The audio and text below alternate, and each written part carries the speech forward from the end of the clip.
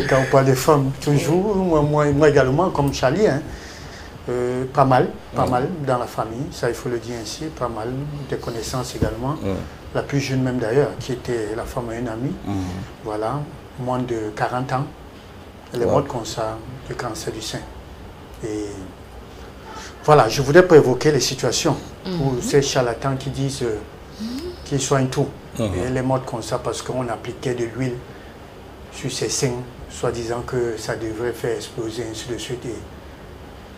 Et voilà comment la jeune fille s'en allait. Donc il faut faire très attention, nous parlons de quelque chose assez pertinent. Voilà, il faudra que les gens soient sensibilisés vraiment sur les risques, les facteurs de risque et tout, et comprendre qu'on peut prévenir.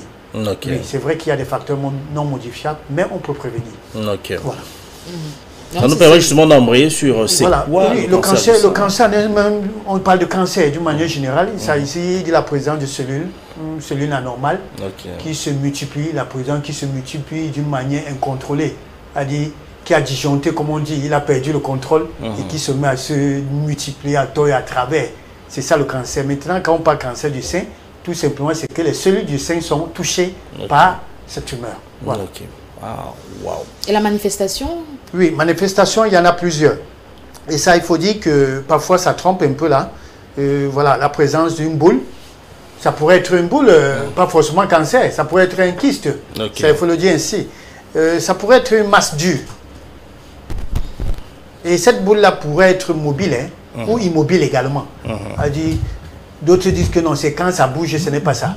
Certains disent que c'est quand ça bouge. Donc, faites très attention, ça pourrait bouger comme ça pourrait ne pas bouger.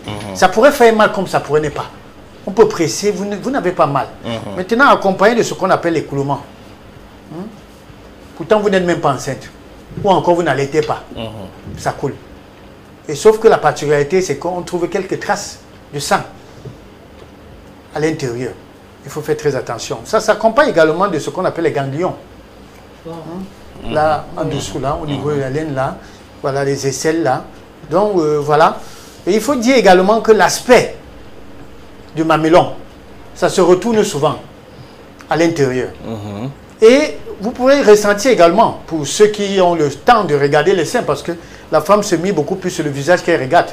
Au lieu d'admirer son corps et tout, tous les jours, ça c'est important. De contrôler tout. De contrôler tout, c'est important de le faire, Chalfi. Ce n'est pas le visage. Et la beauté de la femme ne s'arrête pas sur le visage. Il faut scruter toutes les parties. Voilà, tout à fait. Et vous allez constater justement que la forme, la texture, parfois on parle d'une peau d'orange. Vous voyez que ça change. Si vous prêtez attention, vous allez voir que ça change. La forme, la texture, le volume. Et ça devrait vous interpeller. Dit que, mais avant, ce n'était pas comme ça. Pour ceux qui ont l'habitude de regarder. Mais pourquoi aujourd'hui? Est-ce que, voilà, ça c'est important. Voilà autant de manifestations. Mais il faut dire que, généralement, malheureusement, ça survient toujours quand la tumeur est déjà installée. Ça, il faut le dire ainsi, d'une manière, c'est-à-dire, pour ne pas dire asymptomatique, si je dis asymptomatique, c'est trop dit, mais sauf que, généralement, quand on découvre ces manifestations dont je fais allusion là, parfois c'est déjà, bon, je ne voulais pas dire trop tard. Voilà. Alors, on a consacré tout un mois à la sensibilisation autour du cancer du sein. Et à vous entendre tout à l'heure, il paraît que c'est varié.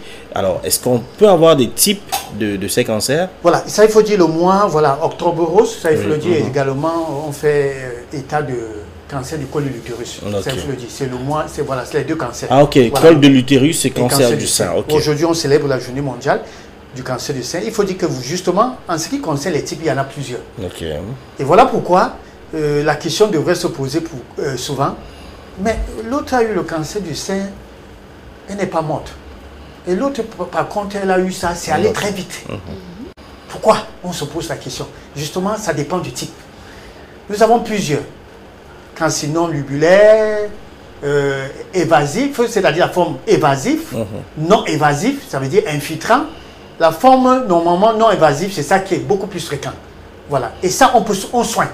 On guérit même. Mais sauf que quand c'est tard, c'est un problème.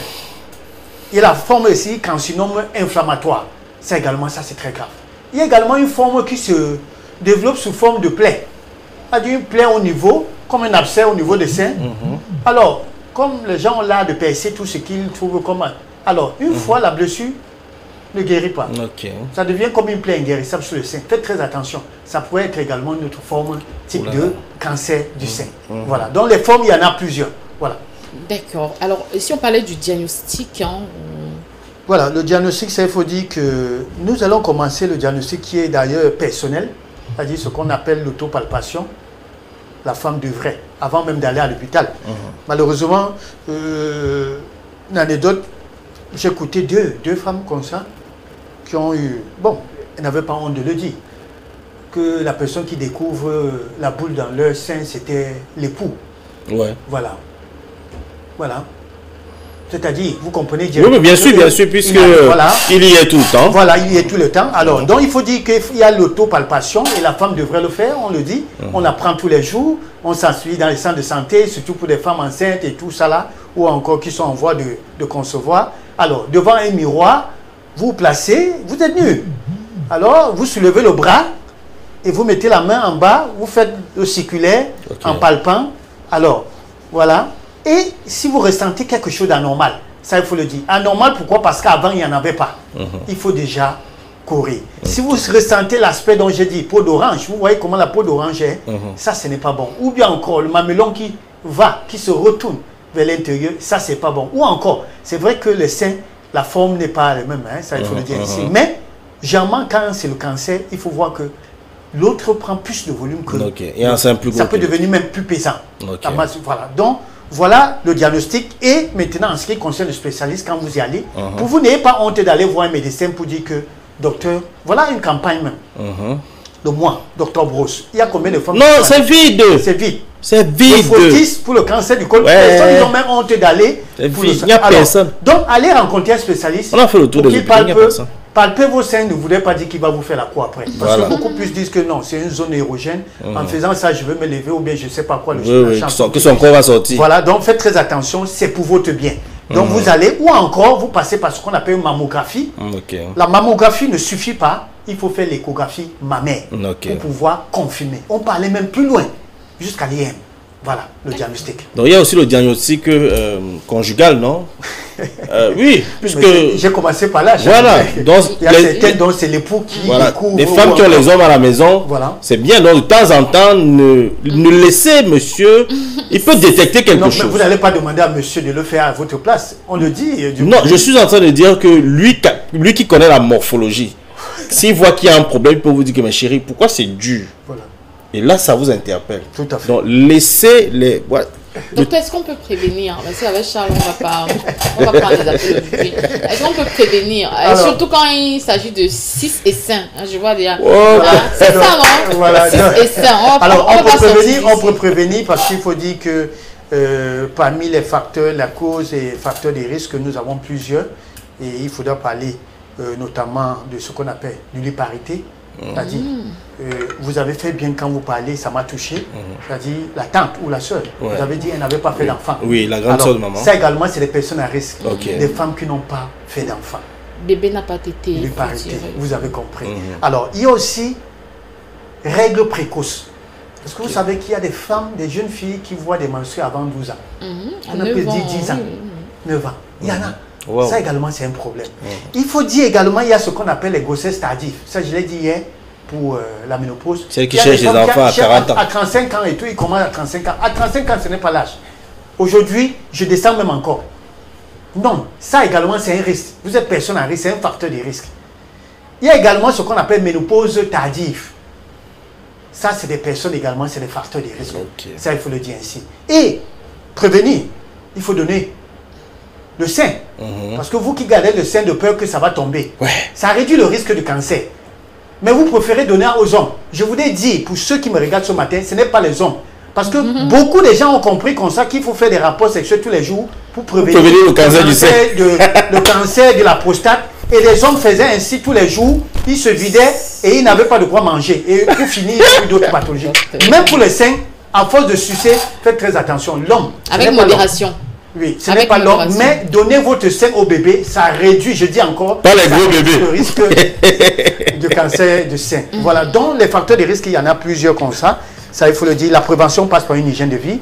Il faut bien manger sain et équilibré, éviter de manger trop du gras, ainsi de suite. Voilà, une hygiène de vie, ça veut dire faire du sport. N'attendons toujours pas 30, 40 ans pour commencer à faire du sport. Voilà, ça va, c'est un processus. Alors, faire du sport, bien dormir, ça c'est bon. Est-ce qu'on peut guérir du cancer du sein? Oui, on peut guérir. Ah, bonne nouvelle, et je voudrais dire qu'on peut guérir du cancer, mais le plus tôt serait le mieux.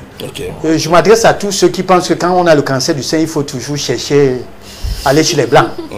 Au Cameroun, la prise en charge est réelle. Est réelle, ça il faut le dire ainsi. Il y a beaucoup à l'hôpital général qui se sont vus aujourd'hui en bonne santé, avec les seins d'ailleurs, sans même la chirurgie. Ils ont les seins et qui sont en bonne santé. Alors, ne pensez pas qu'il faut toujours aller en Europe, mais voilà. Nous n'avons rien contre ceux qui vont en Europe. Si vous avez les moyens de votre politique, vous pouvez y aller. Sauf que même certains vont même en Inde, ils rentrent, ils meurent toujours. Donc ça, il faut le savoir. Donc, on peut guérir, mais comme je dis, ça va dépendre du type et du degré, ou alors de la gravité. Le plus tôt serait le mieux.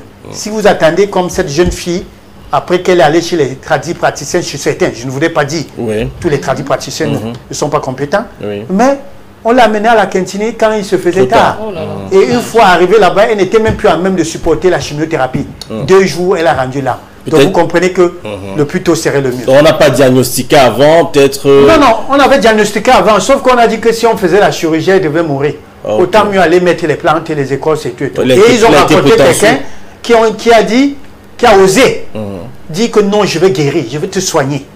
Et finalement, ça s'est mal terminé, ça il faut le dire ainsi. Donc on peut guérir de cela. Voilà. Peut-être pour sortir, docteur, un conseil, parce que vous parliez tout à l'heure d'hygiène de vie. Est-ce qu'il y a une alimentation favorable ou alors peu recommandée pour ceux qui sont déjà... Une alimentation favorable, j'aime si bien le dire, un régime méditerranéen. Hein, il faut manger beaucoup de fruits et légumes. Sandra Péniel le citait hier, les lentilles, voilà, les pois chiches, voilà, et le haricot, les légumineuses, oui, ça c'est très bien. Et la banane également. La banane, puisque l'amidon, l'amidon qu'on trouve, voilà, qu'on trouve dans la banane est assez riche, ont cette particularité de pouvoir prévenir le cancer. Voilà, ça c'est important. Les pommes de terre également. Voilà, ça c'est important. Maintenant, le soja, je voudrais nuancer, il faut faire très attention avec le soja. Si vous êtes prédisposé, parce qu'il y a un facteur génétique, si la mère a eu, ou encore la grande soeur, ainsi de suite, faites très attention parce que vous pourrez. Donc, vous n'êtes pas habilité à consommer du soja quand vous êtes prédisposé. Ça, au contraire, ça pourrait booster. Donc, faites très attention. Nous avons des aliments qui peuvent détruire les cellules cancéreuses. Ça, nous le savons. Les baies, le thé vert, le chocolat noir, les grains de lait. Donc, ça veut dire qu'il y a des possibilités naturelles. Il y a les possibilités naturelles, mais le plus tôt serait le mieux. N'attendez pas quand vous êtes déjà avec la maladie. Comme j'ai vu à l'hôpital, à la Quintini, un papa qui n'arrivait même plus à s'alimenter, on forçait de prendre le corosol. Non, le corosol a des vertus. C'est un aliment anti-cancérigène, mais sauf qu'il faut commencer, ça devrait être un aliment de tous les jours. Merci beaucoup, docteur Larry. Merci pour ces conseils précieux. Ce matin, on veut bien rester avec vous jusqu'à 9h, mais il faut qu'on marque une pause et qu'on accueille les téléspectateurs même pour 5 minutes. On vous souhaite une excellente journée, docteur. Portez-vous bien. Merci pour tous ces précieux conseils.